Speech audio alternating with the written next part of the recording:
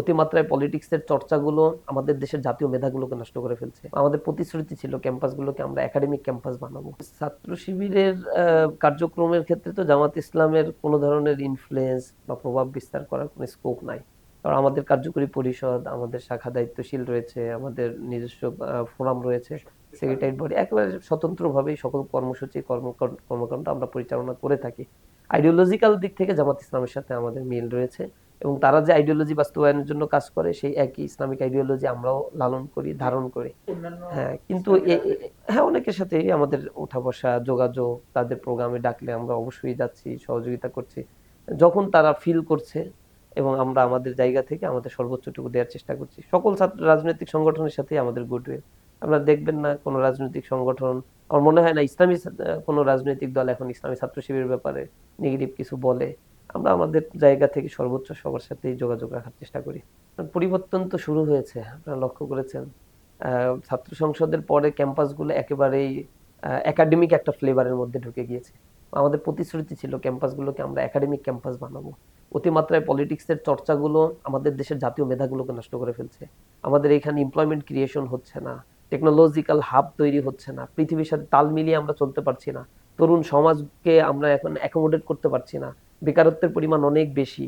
বেকারদেরকে যে ট্রেনিং গুলো প্রয়োজন ছিল সেটা আমাদের ইউনিভার্সিটিগুলো দিতে পারে নাই। অনার্স মাস্টার্স পাশ করে বের হয়ে তার 20,000 টাকা 15,000 টাকার চাকরির জন্য পরীক্ষা দিতে হয়, লক্ষ লক্ষ স্টুডেন্ট 2 জন 3 জন করে চাকরিতে নিচ্ছে। এখানে আবার কন্ডিশনও দিয়ে দেয় যে অনার্স মাস্টার্স ইউনিভার্সিটি থেকে পাশ করতে হবে, এসএসসি এইচএসসি তে 4.5 এর উপর রেজাল্ট থাকতে হবে, বেতন দিচ্ছে 20,000 টাকা মাত্র। কারণ এত এত অ্যাভেইলেবল অনার্স মাস্টার্স হয়ে গিয়েছে।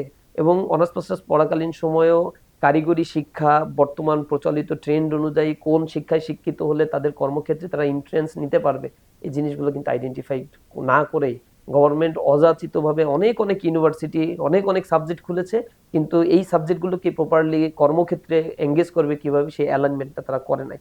তো এই জায়গা থেকে তো আমরা চাচ্ছি যে ক্যাম্পাসে মানে initially first year second year থেকে এক একজন স্টুডেন্ট যেন এমনভাবে ক্যাপাবল হয়ে ওঠে, ল্যাঙ্গুয়েজ এফিসিয়েন্সি তার ভিতরে থাকলে সে পৃথিবীর যে কোনো জায়গায় গিয়ে কর্মক্ষেত্রে অ্যালাই হতে পারছে। আমার দেশে কর্মক্ষেত্র শর্টেজ আছে। এরপরে হচ্ছে তারা যদি এন্টারপ্রেনিয়ার হয়, আত্মপ্রত্যয়ী হয়, তাহলে বাংলাদেশেও কটেজ ইন্ডাস্ট্রি গ্রো আপ করতে পারবে তারা, যেটা আমরা চায়নায় দেখেছি বা ইউরোপের দেশগুলোতে দেখেছি। সাস্টেইনেবল ডেভেলপমেন্টটা এখান থেকে সম্ভব। তো ক্যাম্পাসের আমরা ছাত্রদের ভিতরে চাচ্ছি একটা রেডিক্যালি মানসিক মনস্তাত্ত্বিক পরিবর্তন করতে। ক্যাম্পাসে হানাহানি, মারামারি, কোনো বিষয় হলেই ডিন অফিস ঘেরাও করা, প্রশাসনিক দপ্তর ঘেরাও করে আন্দোলন সংগ্রাম করা দাবি আদায়ের জন্য, এইটা না করে ছাত্র সংসদে নির্বাচিত প্রতিনিধিরা তাদের ভয়েস হয়ে প্রশাসনের সাথে নেগোসিয়েশন করবে এবং সর্বক্ষেত্রে বাজেট থেকে শুরু করে অন্যান্য ক্ষেত্রে তাদের যেন মানে অংশীদারিত্বটা ঠিক থাকে এবং শিক্ষার্থীদের স্বার্থটা যেন দেখার একটা প্ল্যাটফর্ম থাকে। প্রত্যেকেই যদি দাবি আদায়ের জন্য আলাদা আলাদা আলাদা আলাদা দিনে আন্দোলন করতে থাকে, ক্লাস বন্ধ করতে থাকে, তাহলে এটা একাডেমিক কাজের ক্ষেত্রে হ্যাম্পারিং হবে। ছাত্র সংসদ সেগুলোকে রিডিউস করার জন্য চেষ্টা করছে। আমার বিশ্বাস যে কয়টা ছাত্র সংসদ হয়েছে, ইসলামী ছাত্র শিবিরের নেতৃবৃন্দ সেখানে রয়েছেন, আমরা ছাত্রদের পালস বোঝার চেষ্টা করছি, প্রতিনিয়ত তাদের সাথে ডায়ালগ করছি, তারা কি চায়, ভবিষ্যতে চাইতে পারে, কোন বিষয়গুলো সামনে আমাদের সামনে আসতে পারে, সবগুলোকে আমরা অ্যাড্রেস করেছি। এবং আমরা আমাদের ছাত্রদের ভয়েস হিসেবে নেগোসিয়েশন না হলে কোনোভাবে ফান্ড কালেকশন করে হলেও ম্যানেজ করে হলেও সেই অভাব পূরণের জন্য আমাদের পদক্ষেপগুলো রয়েছে।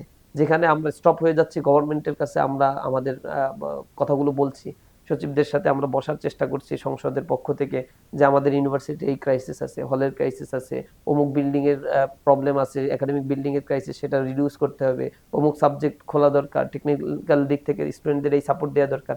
স্টুডেন্টরা আমি আশা করি যা তারা চিন্তাও করবে না, আমাদের ছাত্র সংসদের প্রতিনিধিরা ছাত্রদের হয়ে তার চাইতে অ্যাডভান্স চিন্তা করে শিক্ষার্থীদের কাছে গিয়ে তারা দাঁড়াবে এবং ক্যাম্পাসে একেবারেই যে স্থিতিশীল অবস্থাটা রয়েছে এটা আরো বেশি স্থিতিশীল হয়ে যাবে।